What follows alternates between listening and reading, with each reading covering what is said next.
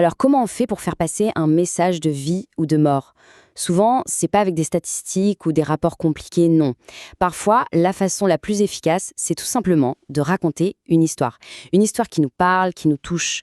Et c'est exactement ce qu'on va voir aujourd'hui, avec cette bande dessinée qui s'attaque à une crise sanitaire majeure à Kinshasa.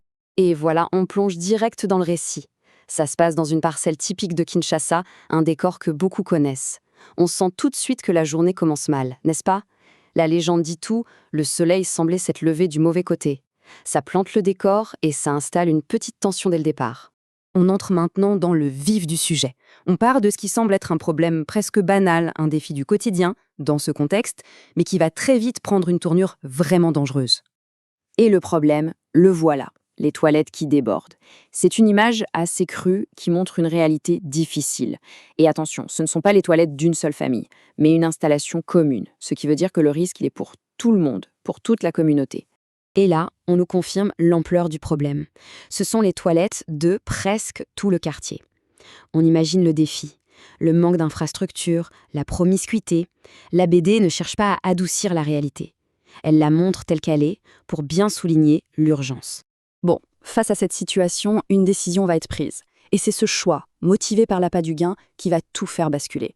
C'est là que l'argent facile va se transformer en risque mortel. Donc la mère de Lijo, Abou, lui demande de trouver une solution. Elle l'envoie chercher son ami Elombe. Et c'est comme ça que nos deux personnages se retrouvent au cœur de l'action, avec une mission qui paraît simple, mais qui est en fait terriblement périlleuse. Et leur plan, c'est quoi? Eh bien, c'est la solution de facilité. L'affaire est simple, on prend le truc et on le déverse dans le caniveau. Voilà, pour un peu d'argent facile. Ce geste, qui peut sembler anodin, c'est lui qui va mettre le feu aux poudres.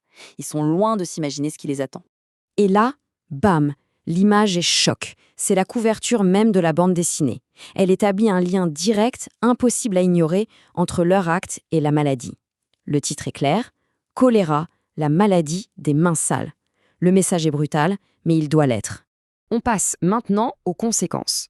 Parce que, évidemment, un acte comme ça n'est pas sans danger. Et la BD va nous le montrer de la manière la plus crue possible. Le retour de bâton est immédiat et violent. Et l'homme tombe malade. Mais la BD insiste sur un point crucial. Ce ne sont pas les symptômes d'une simple diarrhée. C'est quelque chose de bien plus grave, de bien plus alarmant. Alors, quels sont ces signes qu'il faut absolument reconnaître? D'abord, une diarrhée sévère qui ne s'arrête plus. Puis, une très grande fatigue, une soif intense et un corps qui devient froid. Ce sont les signaux d'alarme du choléra.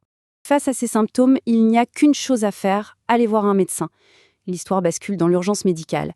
Et comme on va le voir, c'est une véritable course contre la montre qui s'engage. Le verdict du médecin tombe et il est tragique. C'est trop tard. Cette phrase, c'est peut-être l'information la plus importante de l'histoire. Avec le choléra, la fenêtre pour agir est extrêmement courte.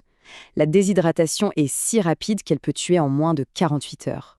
Mais le médecin ne fait pas que constater, il explique. Il en profite pour éduquer. Le choléra, c'est une infection causée par l'ingestion d'eau ou d'aliments contaminés. La contamination ne vient pas d'un simple contact. C'est un point essentiel pour comprendre comment se protéger. Et il donne 3 autres conseils vitaux. Premièrement, la transmission directe entre personnes est rare, ce qui est important pour ne pas rejeter les malades. Deuxièmement, l'urgence absolue, c'est de réhydrater la personne. Et troisièmement, il ne faut pas paniquer, agir vite et calmement. Ce sont des conseils qui sauvent des vies. Ok, maintenant qu'on a vu la puissance de ce récit, il est temps de prendre un peu de recul. Pourquoi cette bande dessinée existe-t-elle? Parce que ce n'est pas juste une fiction, c'est un véritable outil de santé publique. On va découvrir l'histoire derrière l'histoire. En fait, cette histoire sur le choléra fait partie d'un projet bien plus grand, la série de BD Déborah. Chaque numéro est conçu pour aborder un problème social ou sanitaire spécifique en République démocratique du Congo. Et l'homme derrière ce projet, c'est lui, le professeur Barthélemy Kalambayi Bonza. C'est lui qui écrit les scénarios.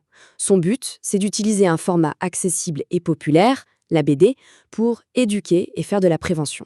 Comme on le voit ici, la série Déborah va bien en-delà du choléra. Elle s'attaque à d'autres sujets tout aussi cruciaux, comme les comportements à risque, le VIH, la santé des jeunes. La méthode est toujours la même, raconter une histoire forte pour faire passer un message clair. La série aborde même les dangers de l'insalubrité en général, ou cherche à promouvoir des modèles positifs pour les jeunes. Et tout est produit localement, à Kinshasa, par un centre de recherche nommé le CRESPOD. C'est un projet vraiment ancré sur le terrain. Alors quel est l'impact final de tout ça? Comment est-ce qu'on passe d'une histoire dessinée sur une page à un vrai changement de comportement? Un changement qui peut sauver des vies. Voici peut-être l'information la plus importante de toute la BD. En RDC, des centres de santé publics offrent la consultation et le traitement du choléra gratuitement. Le message est donc limpide. L'aide existe, elle est gratuite et accessible, il ne faut pas hésiter à y aller. L'objectif ultime est résumé ici.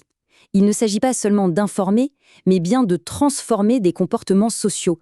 C'est une lutte contre des habitudes dangereuses pour combattre des maladies qui peuvent être mortelles. On termine avec cette question. Face à des chiffres froids, une histoire comme celle de Liggio et Elombé a le pouvoir de nous toucher personnellement, de rendre le danger réel, concret, humain. Et c'est peut-être là que réside toute la force de la narration pour l'éducation et la santé publique.